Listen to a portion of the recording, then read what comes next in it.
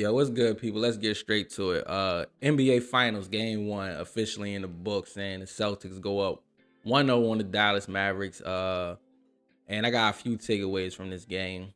Now, some of the stuff I kind of figured was going to happen. Like, before this game, everybody was talking the Celtics had too easy of a path to get to the finals. The Mavericks on a different level. This was going to be their toughest matchup.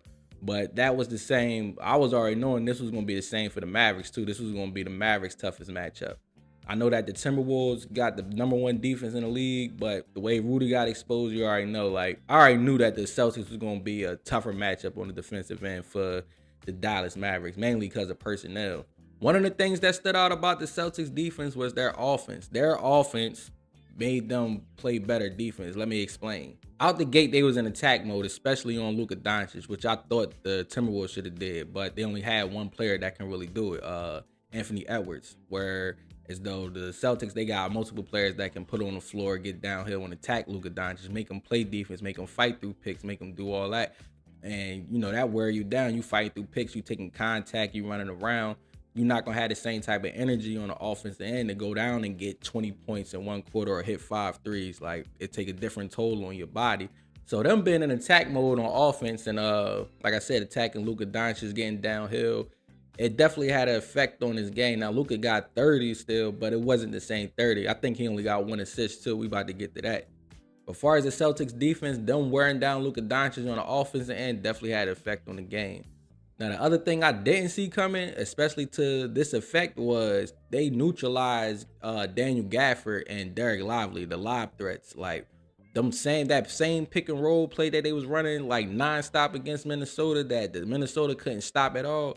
They neutralized it. Like, they ain't get one lob off that whole game. Not one. And if Luka Doncic and Kyrie can't find ways to get those guys off that really can't go get the buckets on their own, it's going to be a long series for Dallas. That's why they put Tim Hardaway Jr. in the game, because nobody else could score. Like, Gafford, Lively, them guys can't go get it on their own. They needed somebody that could put it on the floor, go get a bucket on their own. Because when the last time we seen Tim Hardaway Jr. play, it been a while. As far as Kyrie Irving, I knew he was going to have a bad game one of these games on Boston home floor. You already know how I get when he go back there, the relationship between him and the Boston Celtics fans. When he in that environment for some reason, they get to him some type of way. He don't perform the best all the time, but I'm expecting him to do better game 2 for sure. But who knows if that's going to be enough if they still attacking Luka and they making it hard for them to score, and you can't get the other guys involved. It's going to be a long series for the Dallas Mavericks. Now, Kidd is a great coach, definitely one of the highest IQs in the game, probably ever.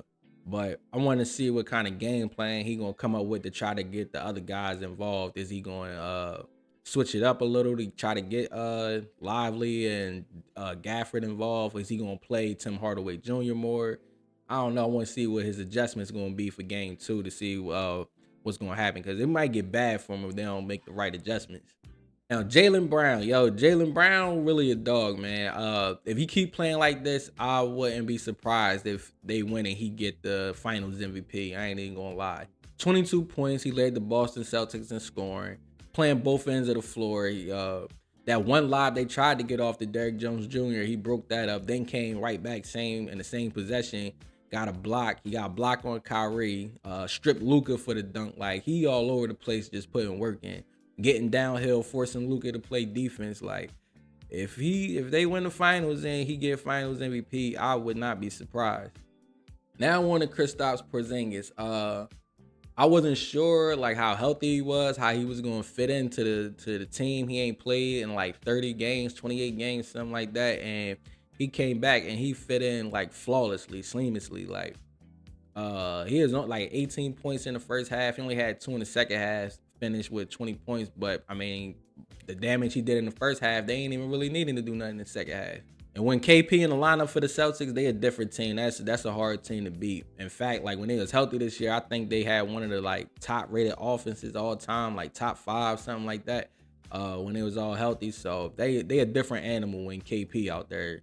As far as Jayson Tatum, he's still on this weird stretch where it's like his scoring, I don't know what's up with his scoring. He only had 16. He still was effective, but I guess we so used to Tatum going out there getting 25, 30 like it ain't nothing. Like when he getting 16 and 15, only getting 20, and it don't look explosive like how Jaylen Brown's scoring looking right now. It looks like he ain't really doing much, but he still finished with like 11 boards, five assists. He all over the place, so his effect on the game is still there. But I guess people looking at it like he fell off a little bit because of his scoring. But he is playing good basketball. He making the right plays. He filling up the stat sheet. He doing what he gotta do to make his team win. So I ain't mad at it. The one thing I can take away from the game about the Celtics that might can work in Dallas' favor is I don't know if the Celtics gonna shoot that good from three like the entire series. Like they at their best when they hitting threes like that. They at their best, but when they not hitting threes like that, they at their worst. They really live and die by the three sometimes, man. Who knows? Like with them have been up and down. Sometimes they can shoot themselves out of the game. Sometimes they can stay hot for a stretch of games. So who knows?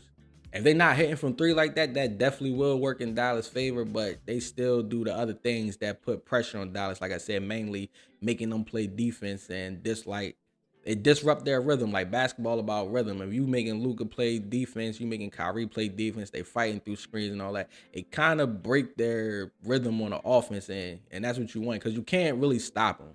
You can't stop two guys like that. They two like greater scorers. So you gotta try to do something else to break their rhythm or slow them down. Like I said, Luka got 30, but it wasn't the same 30 like we used to seeing him get. My predictions for game 2. I feel like Kyrie definitely gonna have a better game. Luka gonna do Luka.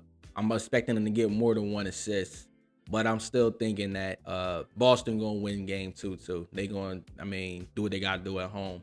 I don't think they're gonna be hitting from three like they was in game 1, but they still could do other things to score. They got guys that can get downhill, and they still got Kristaps Porzingis. Like I said, when they got him on the floor, they just a different team and they a different animal.